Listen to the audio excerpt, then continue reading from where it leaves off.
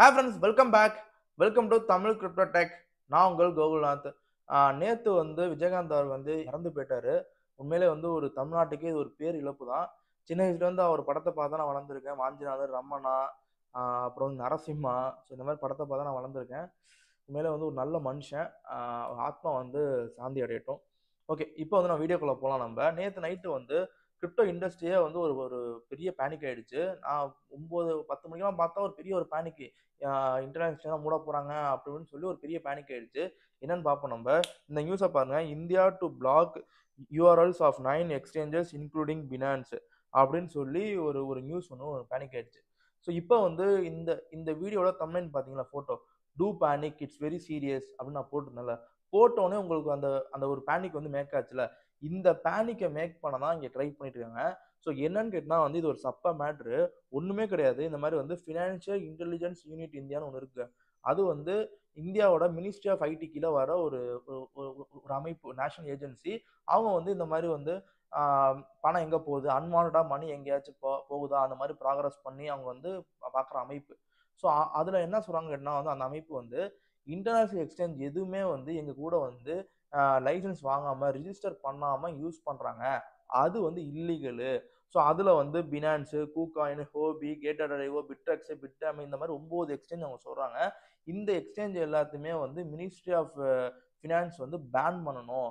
அதுக்கான இதை பிளாக் பண்ணணுங்கிற மாதிரி ஒரு இது கொடுத்துருக்காங்க. அதுக்கான டைரக்டர் கொடுத்துருக்காரு. ஃபர்ஸ்ட் ஆஃப் ஆல் அவர் என்ன கொடுத்துருக்காருன்னு கேட்டால் ஷோ காஸ் நோட்டீஸ்னு ஒன்று இஷ்யூ பண்ணியிருக்காரு. அந்த ஷோ காஸ் நோட்டீஸ் என்ன கேட்டால் formal document issue during disciplinary progress. அதாவது ஏதாச்சும் ஒரு இண்டஸ்ட்ரியோ ஏதோ ஒரு கம்பெனியோ ஏதாச்சும் அதுக்கான ஃபார்மல் டாக்குமெண்டேஷனாக கொடுக்குறது. நீங்கள் இது பண்ணலை, இதை பண்ணுங்க, பேச்சுவார்த்தைக்கு வாங்க, நம்ம இது பண்ணுவோம், அந்த மாதிரி ஒரு ஒரு ஒரு இது கொடுக்குறது. ஸோ அதான் ஷோ காஸ் நோட்டீஸ். ஸோ இதனால யாரும் பேனிக் ஆக வேணாம். இது இன்டர்நேஷனல் எக்ஸ்சேஞ்ச் எல்லாமே உடனே இந்தியா விட்டுலாம் போயிட மாட்டாங்க. ஏன்னா இந்தியாங்கிறது அவ்வளோ பெரிய மார்க்கெட்டுங்க. கிட்ட க்ரோட்ஸ் மணி இங்கே டேர்ன் ஆகிட்டு இருக்கு. உடனேலாம் இந்தியா விட்டு போக மாட்டாங்க.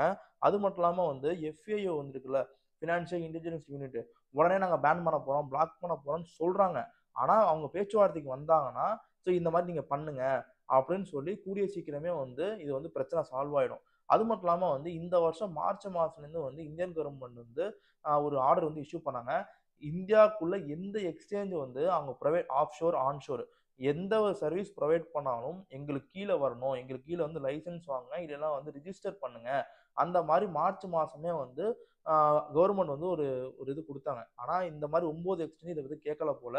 இப்போ இன்டர்நெட் எக்ஸ்சேஞ்சுக்கெல்லாம் இந்த மாதிரி ப்ராக்ரஸ் அந்த ஷோகாஸ் நோட்டீஸ் கொடுத்த உடனே பேச்சுவார்த்தை பண்ணுவாங்க. இது மூலயமா கேஒய்சி இந்த மாதிரி மணி எங்கேயாச்சும் தப்பான வழிகளுக்கு போதா, இல்லைனா பணத்தை ஏதாவது தப்பாக பண்ணுறாங்களா, எங்கேயாச்சும் இந்த தீவிரவாதத்துக்கு எங்கேயாவது செயல்படுதா, இந்த மாதிரி கண்காணிக்கிறதுக்காண்டி இந்த இது சொல்லியிருக்காங்க.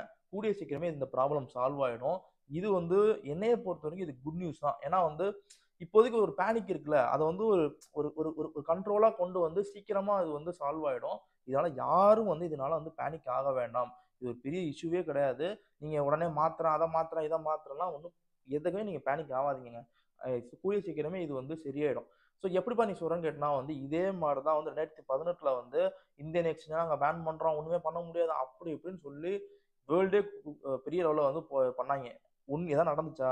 நாங்கள் கரெக்டாக நாங்கள் பண்ணிட்டு தான் இருந்தோம். ஆனால் இதனால யாரும் பேனிக் ஆக வேணாம். இப்போதைக்கு எக்ஸ்சேஞ்ச்லாம் அதில் இருக்குன்னா வச்சிருங்க. இல்லைனா உங்கள் ஹார்ட்வேர் வாலெட்டுக்கு ஏதாச்சும் மாற்றி வைங்க. ஸோ அதான் நல்லா சொல்ல முடியும். ஹார்ட்வேர் வாலெட்டு, சாஃப்ட்வேர் வாலெட்டுக்கு எல்லாம் மாற்றி வைங்க. பேனிக் ஆக வேணாம். ரொம்ப பேனிக் ஆகி நான் உடனே மாற்ற போகிறேன் அப்படிலாம் ஒன்றும் ஆகாதுங்க.